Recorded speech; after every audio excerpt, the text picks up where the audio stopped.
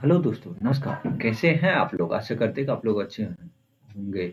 आज हम लोग फिर से लेकर के आ चुके हैं क्लास 10th के एनसीईआरटी मैथमेटिक्स के एक नए सेशन को लेकर के, जिसमें हम लोग पढ़ने वाले हैं अंकगणित की आधारभूत परिमेय से संबंधित एक्सरसाइज 1.2 को। तो चलिए देर न करते हुए इस सेशन को स्टार्ट करते हैं। अगर इस वीडियो पर आप लोग पहली बार आए हैं तो वीडियो को लाइक करें, चैनल को सब्सक्राइब करें और अपने दोस्तों के साथ इस वीडियो को शेयर करें, ताकि बिहार बोर्ड एग्जाम में की तैयारी में उसे भी मदद मिल सके। तो चलिए दोस्तों, हम इस सेशन को स्टार्ट करते हैं। इसका पहला क्वेश्चन कह रहा है कि निम्नलिखित संख्याओं को अभाज्य गुणनखंडों के गुणनफल के रूप में व्यक्त कीजिए। देखिए दोस्तों, जब हम किसी संख्या को अभाज्य गुणनखंडों के गुणनफल के रूप में व्यक्त करते हैं तो उसे कैसे बनाना है? जो संख्याएं दिया हुआ रहेगा उसको लिख देना है। जैसे यहाँ सबसे पहले हल लिखेंगे, उसके बाद जो संख्याएं दी गई है, जैसे कि यहाँ पर दिया गया है 140, तो 140 को क्या करेंगे, इस तरह से लिख देंगे। जिस तरह से हम लोग भाग विधि से लघुत्तम निकालते, एलसीएम निकालते थे, ठीक उसी तरह से इसको तोड़ना है। 2 से 70, फिर 2 से 35 बार में, यहां 3 से नहीं कटेगा तो फिर 5 से देंगे 7 बार में।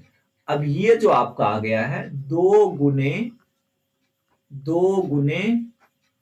5 गुने 7 बार 2 है तो 2 की पावर क्या देंगे, 2 गुने 5 गुने 7 दे देंगे। इस प्रकार से क्या हो गया, इसका अभाज्य गुणनखंड निकल गया। अब एक नंबर के दूसरे भाग में चलते हैं। एक नंबर का दूसरा भाग देखिए।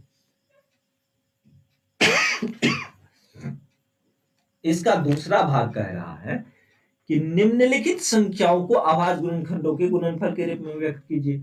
अब 156 को अभाज्य संख्या के गुणनफल के रूप में, अभाज्य गुणनखंडों के गुणनफल के रूप में व्यक्त करेंगे। इसमें भी क्या करना है, सबसे पहले आपको हल लिखनी है। क्या लिखनी है? हल। हल लिख दिए। अब इसके बाद क्या करना है, जो संख्याएं दी हुई रहेगी उसको जिस तरह से हम भाग विधि द्वारा बचपन में लघुत्तम निकालते थे, यानी एलसीएम निकालते थे, उसी तरह से तोड़ना है इसे। 2 से 2 7 14 हो गया, एक बचा, एक पे 6 16 हो जाएगा, 2 8 16 78 हो गया। फिर इसी तरह से तोड़ेंगे इसको, 2 तिया 6 हो गया, 1 8 2 9 18। अब 3 हो गया, 3 से कितना हो गया, 13। अब इसको किस तरह तोड़ेंगे, 2 गुने 3 गुने 13। इस प्रकार से कितना हो जाएगा, 2 की पावर 2 है तो 2 की पावर 2 गुने 3 गुने 13। अब ये हो गया 156 का अभाज्य गुणनखंड का गुणनफल का रूप। अब इसके हम दूसरे भाग को देखते हैं। दूसरा भाग क्या कह रहा है, अब इसके दूसरा भाग कंप्लीट हो चुका। अब तीसरे भाग को देख रहे हैं। तीसरा भाग में क्या करना है, 3825 का अभाज्य गुणनखंड के गुणनफल के रूप में व्यक्त करेंगे। तो इसे व्यक्त करने से पहले हम जब किसी सवाल को सॉल्व करने लगते हैं तो जस्ट उसके बाद हम क्या लिखना होता है, हल, क्योंकि हम इसे हल करने जा रहे हैं तो हल लिखेंगे। अब 3825 लिखते हैं, क्योंकि इसी का क्या निकालेंगे, अभाज्य गुणनखंडों को के गुणनफल के रूप में व्यक्त करनी है, इसलिए इसका भाग विधि की तरह से क्या निकालते हैं, अभाज्य गुणनखंड निकालते हैं। अब 2 से देते हैं, कटेगा नहीं, कटेगा क्योंकि 2 से कटने के लिए, यानी कोई भी संख्या 2 से कब कटती है, जब उसके इकाई स्थान पर 0 2 4 6 8 में से कोई एक संख्या रहती है तो वह क्या होती है, 2 से विभाज्य होती है। अगर कोई एक संख्या नहीं है तो वह क्या होगी, 2 से विभाज्य नहीं होगी। तो यहाँ पे 2 से विभाज्य नहीं होगी। अब इसको जोड़ के चेक कर लेते हैं कि क्या यह 3 से विभाज्य है। यहाँ 5 2 7 8 7 15 15 3 18 हो गया। 18 में 3 से भाग देंगे तो पूरा पूरा कट जाएगा। इसका मतलब है कि 3, यह संख्याएं भी 3 से कट जाएगी। तो यहाँ 3 से लगाते तो 3 एकम 3 हो गया, 3 दूनी 6, 2 बचा, 2 पे 2 22 हो जाएगा, 3 7 21, 22 से 21 घटाएंगे तो 1 बचेगा, 1 पे 5 15 हो गया, 3 5 15, इस तरह से निकल के आ गया। अब देख रहे हैं कि यह संख्या अब की बार 3 से कटेगी या नहीं।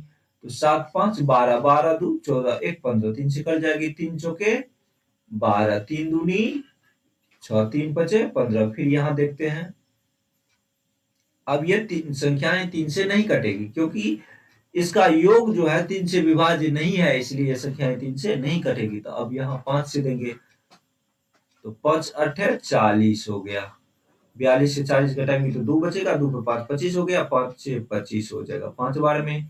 फिर जब आप 5 से दोगे तो फिर कितना बार में, 17 बार में कटेगा। तो इस प्रकार हम इसको लिख सकते हैं 3 गुने 3 गुने 5 गुने 5 गुने 17। देखिए दोस्तों 3 गुने 3 है, यानी 2 बार 3 है तो 3 की पावर क्या दे देंगे, 2 गुने 5 है तो 5 की पावर 2 गुने 17।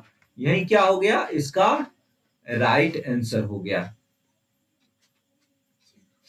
अब देखिए इसके चौथे भाग को हम हल करने जा रहे हैं। तो चौथा भाग में हम क्या बोले थे आपसे कि जब किसी भी सवाल को सॉल्व करने लगिएगा तो उससे पहले आपको क्या लिखना है, हल लिखना है। अब हल लिख दिए, हल लिख के क्या करेंगे, वो जो सवाल लेगा, जैसे 5005 है तो यहाँ लिख दिए। अब 5 से कटेगा तो 5 से लगाते हैं, 5 एकम 5 0 0, 5 एकम 5। अब 7 से लगाते हैं तो 7 एकम 7 हो गया, 3 0 7 चौके 28, 2 1 7 तिया 21। अब यहाँ 11 से लगाएंगे तो 11 से 11 एकम 11 हो गया, 14 से 11 घटाएंगे तो 11 33 हो गया।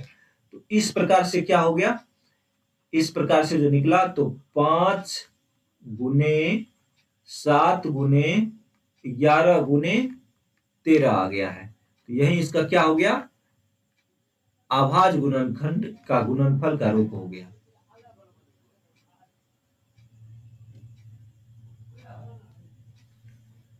अब देखिए इसके पांचवें भाग को हल करते हैं। तो यहां भी लिखेंगे हल। अब इसका पांचवा भाग क्या है, 7429 है। अब यहां हम